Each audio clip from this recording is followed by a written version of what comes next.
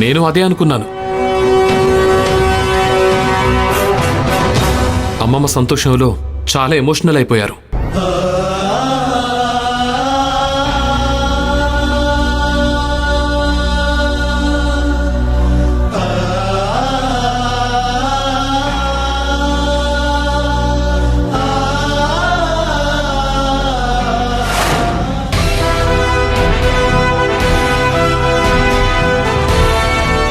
వైష్ణవి, నువ్వు నన్ను ఎక్కడ అపార్థం చేసుకుంటావో అని ఈ ఇంటికొచ్చే ముందు చాలా ఆలోచించాను. చాలా టెన్షన్ పడ్డాను. బట్ అలాంటిదేమీ జరగలేదు. నువ్వు నన్ను అర్థం చేసుకుంటున్నావు, అది చాలు. ఇట్స్ ఓకే అఖిల్, నువ్వే చెప్పావు కదా ఏదో రాంగ్ ఇన్ఫర్మేషన్ వచ్చిందని. నీలాంటి పరిస్థితిలో ఉంటే ఎవరైనా అలానే చేస్తారేమో. అవును, నేను చేసిన గొడవలు అంతా ఇంత కాదు. పాపం పెళ్లిలో అందరూ చాలా డిస్టర్బ్ అయ్యారు. మీ పెళ్లి జరగకుండా ఆగిపోయి ఉంటే అందరూ నన్నే తిట్టుకునేవాళ్ళు. రాకేష్ మాత్రం నన్ను బతకనిచ్చేవాడు కాదేమో. వీడు ప్రతిసారి వీళ్ళిద్దరి మధ్య ఏదో పెద్ద అండర్స్టాండింగ్ ఉందన్న విషయాన్ని పదే పదే నాకు చెప్పాలని ట్రై చేస్తున్నాడు. అయినా నాకు పోయేదేముంది? నాకు కావాల్సిన వైష్ణవి నాకు దక్కింది, అది చాలు. అఖిల్, నా కోసం ఎంతో ఆరాటపడ్డావు. ఈ దుర్మార్గం నుంచి నన్ను కాపాడాలని ఎంతో ట్రై చేశావు. పాపం నిన్ను వీళ్ళు రోడ్డు మీదకి తోసేశారు. నువ్వంత ట్రై చేసినా కూడా నా కోసం నువ్వంత బాధపడుతున్నా నేను అర్థం చేసుకోలేకపోయాను. నా అదృష్టం ఇలా ఏడ్చింది. నువ్వు చెప్పింది వినుంటే నా జీవితం ఇలా అయి ఉండేది కాదు. ఈ రాక్షసుడి చేత్తో తాళి కట్టించుకునేదాన్నే కాదు. కానీ అయిపోయింది అఖిల్, అంతా అయిపోయింది. నిన్ను అర్థం చేసుకోకుండా చాలా పెద్ద తప్పు చేశాను. నీ మాట వినకుండా నా జీవితాన్ని పాడు చేసుకున్నాను.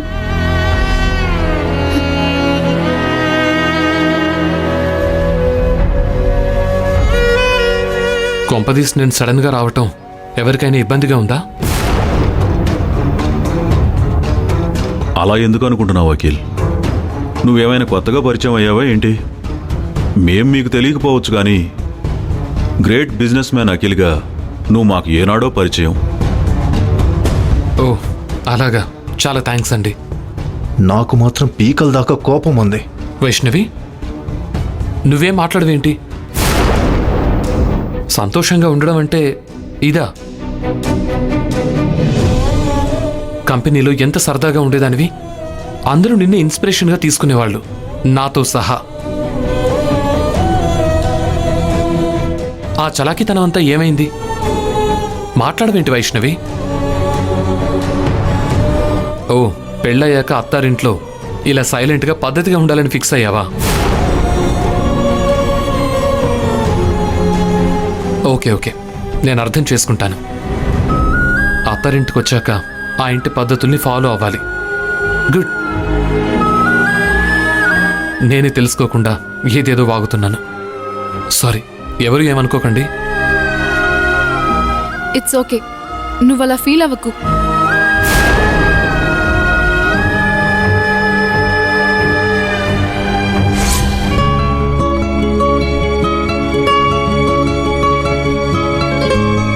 పీకల దాకా మెక్కాడు కదా, ఇంకా ఏం తిందామని కూర్చున్నాడా?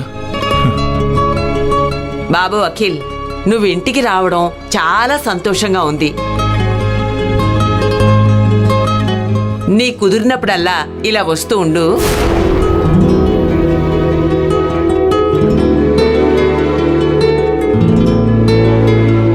అలాగే బామ్మ, తప్పకుండా వస్తాను. కుదిరినప్పుడల్లా ఏంటి, కుదుర్చుకొని మరీ వస్తాను. ఎవరైనా ఏమైనా అనుకుంటారేమోనని నువ్వేం మొహమాట పడొద్దు బాబు.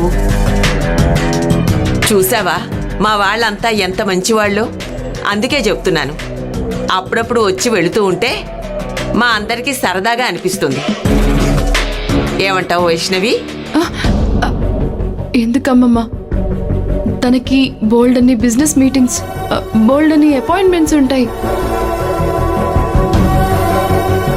ఉంటే ఉన్నాయిలే, నీ కోసం కాకపోయినా నా కోసమైనా వస్తాడు. అంతే కదా బాబు? తప్పకుండా వస్తాను. మీకోసమైనా ఇంటి దాకా వస్తాను. నేను రావటం వల్ల ఎవరికి ఎలాంటి ఇబ్బంది లేదు కదా? ఎవ్వరికీ అభ్యంతరం లేదు, ఉండదు కూడా. నువ్వు ఎప్పుడైనా రావచ్చు. మీరు ఇంత మంచివాళ్ళని తెలియక మిమ్మల్ని అపార్థం చేసుకున్నాను. చాలా థ్యాంక్స్ అండి. వైష్ణవి, చాలా రోజుల తర్వాత మీ చేతి వంట తిన్నాను. ఇంకో 4 రోజులు తినకుండా ఉండొచ్చు. Thank you Vaishnavi.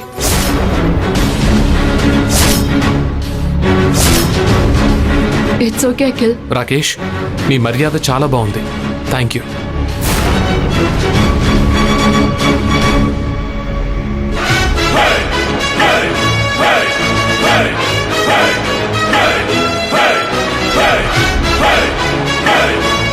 బామ్మగారు చెప్పినట్టుగా అప్పుడప్పుడు వస్తూ ఉంటాను. అక్కర్లేదు. అదేంటి రాకేష్, మరిద్దరం ఇందాకే కదా బాగా క్లోజ్ అయ్యాం, కలిసిపోయాం కదా, అందుకే వస్తానంటున్నాను. అక్కర్లేదని చెప్తున్నాను కదా. ఇంకెప్పుడు ఇంటికి రావద్దు. ఓకే, అయితే రాన్లే. నువ్వేదో ఫీల్ అవుతున్నట్టున్నావు. సరే, నేను రాన్లే. బట్ వన్ థింగ్, వైష్ణవి జాగ్రత్త. ఓకే, అందరికి బాయ్. వెళ్ళొస్తాను.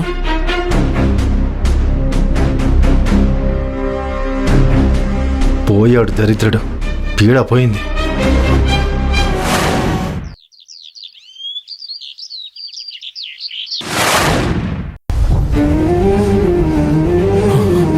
భూమి వాళ్ళ అమ్మమ్మతో వైష్ణవి చాలా సంతోషంగా ఉంది అని చెప్పించింది. బామ్మ ఆ విషయాన్ని, ఆ మాటని పదే పదే అనటం, పైగా తను బాధపడుతూ చెప్పటం నాకు బాగా గుర్తు. వైష్ణవి సంతోషంగా ఉంది అని బలవంతంగా పెద్దవిడితో చెప్పించారని నాకు బాగా అర్థమైంది. నేను వైష్ణవి కళ్ళల్లో కన్నీళ్లు చూశాను రాజా. దాంతో నా గుండాగినంత పనైంది. వైష్ణవిని నేను ఏనాడు అలా చూడలేదు. రాకేష్ గారిని అక్కడే చంపేద్దామన్నంత కోపం వచ్చింది. కానీ వైష్ణవి కోసం నన్ను నేను కంట్రోల్ చేసుకున్నాను. అఖిల్, ఇంతకన్నా వైష్ణవి బాధ గురించి చెప్పడానికి ఏముంది? ఇది చాలు. కానీ కంప్లైంట్ లేకుండా మేము యాక్షన్ తీసుకోలేం కదా. ఏం చేయాలో అని ఆలోచిస్తున్నాను. వైష్ణవి ఎలాగో కంప్లైంట్ ఇవ్వడానికి ముందుకు రాదు. అందుకే కదా ఇన్ని రోజులుగా ఆలోచిస్తున్నావు.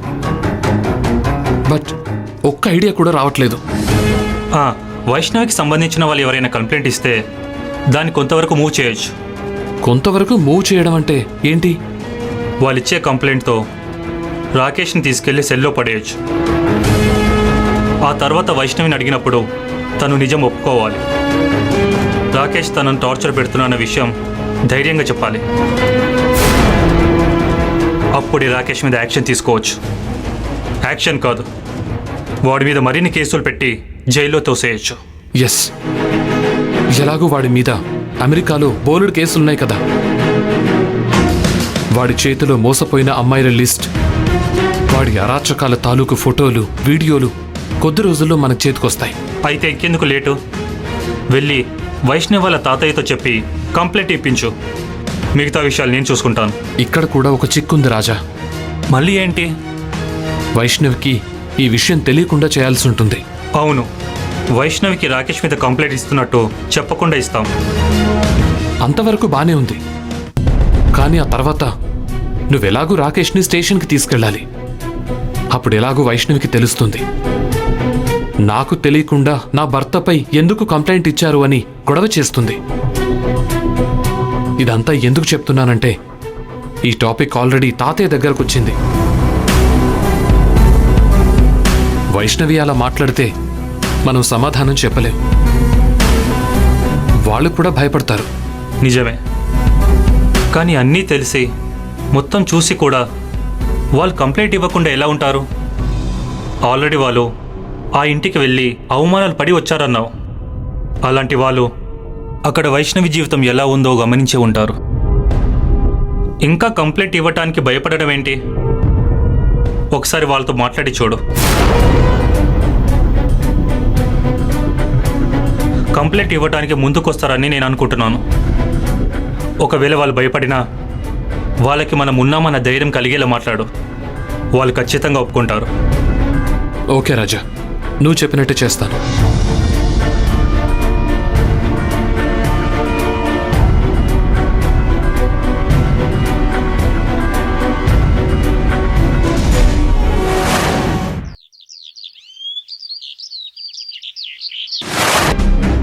వైష్ణవి, హా? ఏం చేస్తున్నావు? వంట చేయడానికి వెళ్తున్నాను రాకేష్. వావ్, నువ్వు గ్రేట్ వైష్ణవి. ఎంత సిన్సియర్గా వంట చేయడానికి వెళ్తున్నానని చెప్పావు. అదే వెటకారంగా ఇంకేదైనా సమాధానం చెప్పుంటే నా కోపం వచ్చేది, ఆ తర్వాత నా చెయ్యి లేచేది. గుడ్, నీ సిన్సియారిటీ నాకు నచ్చింది. అయితే ఇంకో ప్రశ్న అడుగుతాను. అంతే సిన్సియర్గా సమాధానం చెప్తావో లేకపోతే వెటకారంగా చెప్తావో చూస్తా. దాన్ని బట్టి నేనేం చేయాలో ఆలోచిస్తా. ఓకేనా? నువ్వు అఖిల్ గురించి అడుగుతావని నాకు తెలుసు రాకేష్. అఖిల్ గురించి నేను ఏమాత్రం పాజిటివ్గా చెప్పినా ఆ సమాధానం నువ్వు తట్టుకోలేవు. గుండె పగిలి చేస్తావు. నువ్వు నాకు తాళి కట్టావనే కారణంతో మా తాతయ్యని నాన్నమ్మని చంపేస్తావనే భయంతో ఉంటున్నాను. అడుగు రాకేష్, ఏంటి? నేను మాత్రం సిన్సియర్గానే సమాధానం చెప్తాను. అదే, అఖిల్ మన ఇంటికి వచ్చాడు కదా, నీ ఫీలింగ్ ఏంటి?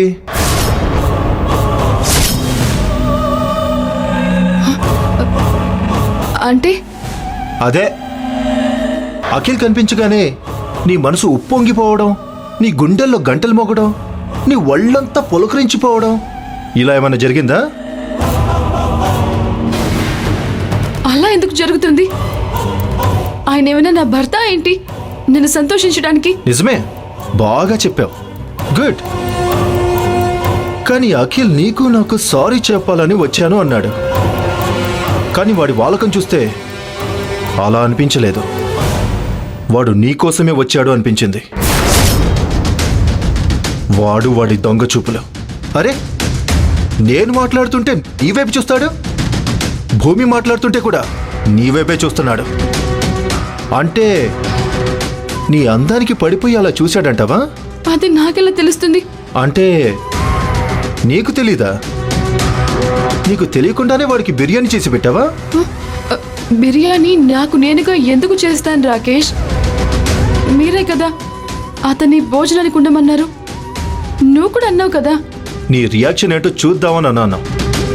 నువ్వు వాడి మీద సీరియస్ అవుతావని అన్నాను. కానీ నువ్వు వాడి కోసం సంతోషంగా బిర్యానీ వండి పెట్టావు. వాడు పీకల దాకా మెక్కాక టేస్ట్ ఎలా ఉంది అఖిల్ అని నువ్వు అడగడం, అప్పటికి ఇప్పటికీ నీ టేస్ట్ ఏమాత్రం మారలేదని వాడనడం, నువ్వు దానికి సంకలు గుద్దుకోవడం. అసలు వాడు బిర్యానీ గురించి అన్నాడో లేక నీ అందం గురించి అన్నాడో? డౌటే ఉంది, నీ అందం గురించే అన్నాడు. అందరూ ఉన్నారు కాబట్టి ఇండైరెక్ట్గా నీకు మాత్రమే అర్థమయ్యేలా అన్నాడు. ఎవరు లేకుండా ఉండుంటే నిన్ను ఎత్తుకొని గిరగిరా తిప్పి నీ అందాన్ని పొగిడేవాడేమో. రాకేష్ ప్లీజ్, ఇంకా ఆపు. నేను వినలేకపోతున్నాను. ఓ, నా మాటలు వినలేకపోతున్నావా?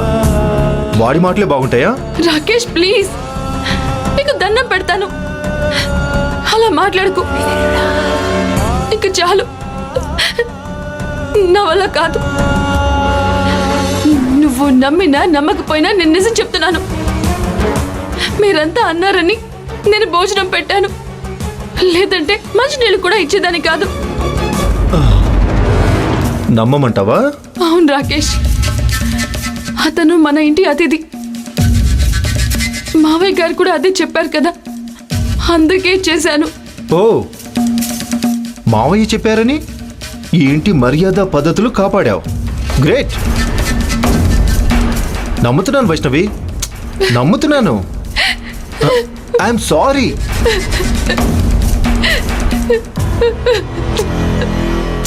ఊరుకో, ఏడవకో. నేనే నిన్ను అపార్థం చేసుకున్నాను. కళ్ళు తుడుచుకో.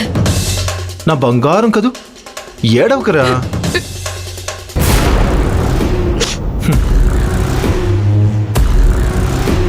మా ఇంటి పరువు కోసం ఇంత చేసే నీకు ఏదైనా మంచి గిఫ్ట్ ఇవ్వాలనిపిస్తుంది. ఏమివ్వను నీకు? ఉండు, నేనే నీకు స్వయంగా కాఫీ పెట్టిస్తాను.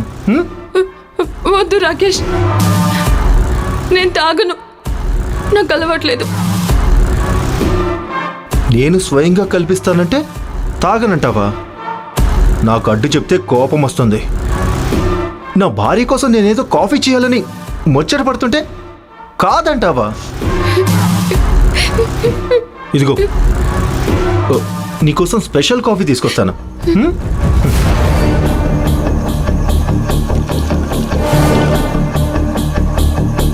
ఇదిగో, నీకోసం స్పెషల్ కాఫీ.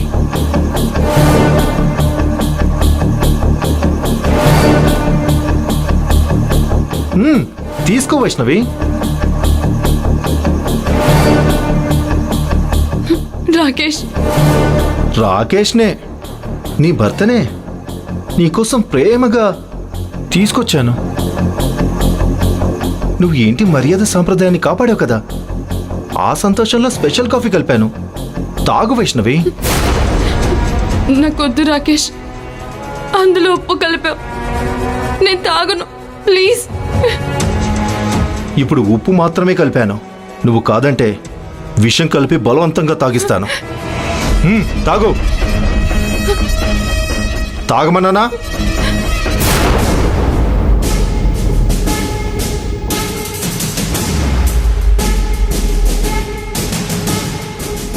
తాగు.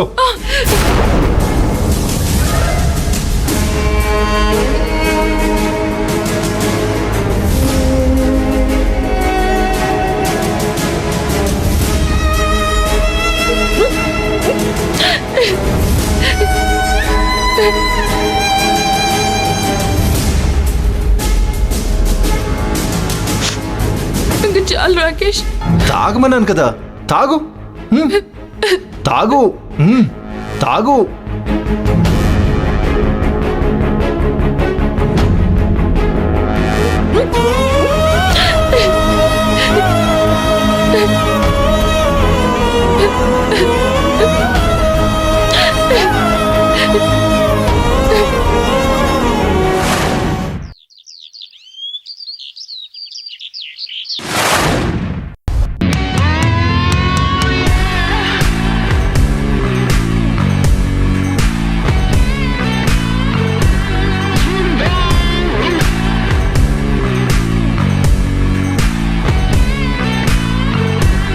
ఎవరమ్మా నువ్వు?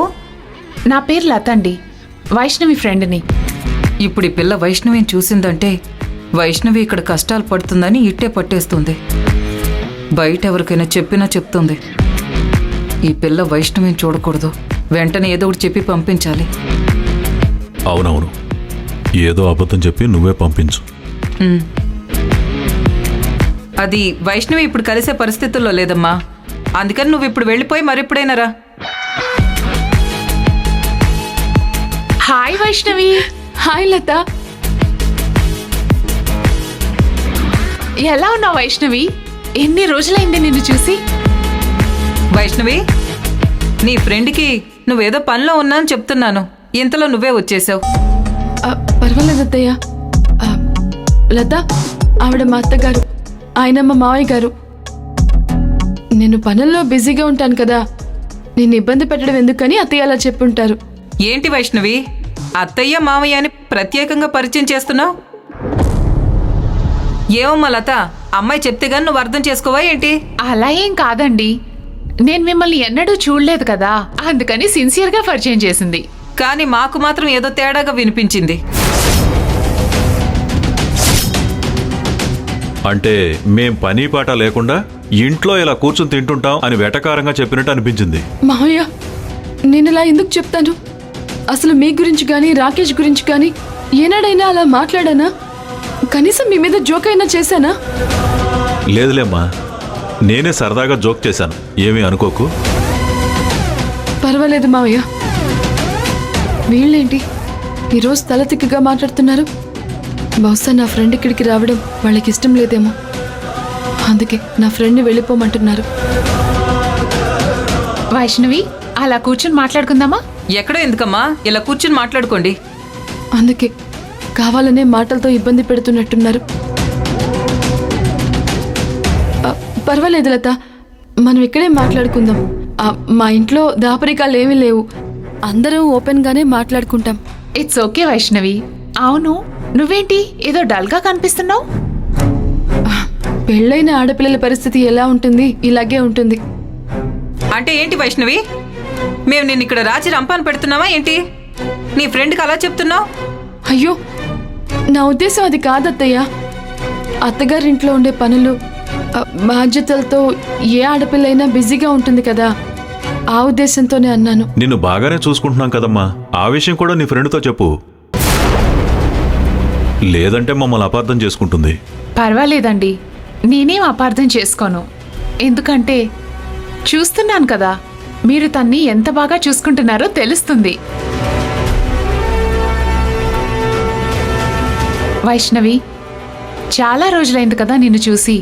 నిన్ను చూడాలనిపించింది, చూశాను. I'm happy. అవును, మీ ఆయన కనిపించడం లేదేంటి? ఇంట్లో లేరా? ఇంట్లోనే ఉన్నారు. Wow, that's good. ఒకసారి మీ ఆయన్ని చూడాలనుంది, పరిచయం చేస్తావా ప్లీజ్? అయ్యో, అనవసరంగా దీనికి రాకేష్ ఇంట్లోనే ఉన్నాడు అని చెప్పాను. పరిచయం చేసేంత వరకు విడిచిపెట్టదు. ఇప్పుడెలా?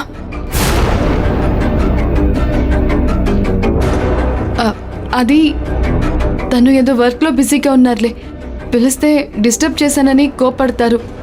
నిన్ను కోప్పడకుండా నేను చూసుకుంటాను. మీ ఆయన్ని పిలుచుకురావే. లత, నువ్వు నన్ను చూడటానికి వచ్చావా లేక మా ఆయన చూడటానికి వచ్చావా? నిన్ను చూడ్డానికి వచ్చాను, కానీ నీకు పెళ్ళైందన్న విషయం తెలిసాక మీ ఆయన్ని చూడకుండా ఎలా వెళ్ళిపోతాను? ఒక్కసారి పిలవ్వే, పరిచయం చేసుకుని వెళ్ళిపోతాను. ఇది విడిచిపెట్టేలా లేదు. ఇక రాకేష్ని పిలవాల్సిందే, తప్పదు. ఓకే లత, నేను ఆయన పిలుచుకొస్తాను, నువ్వు కూర్చో. అలాగే.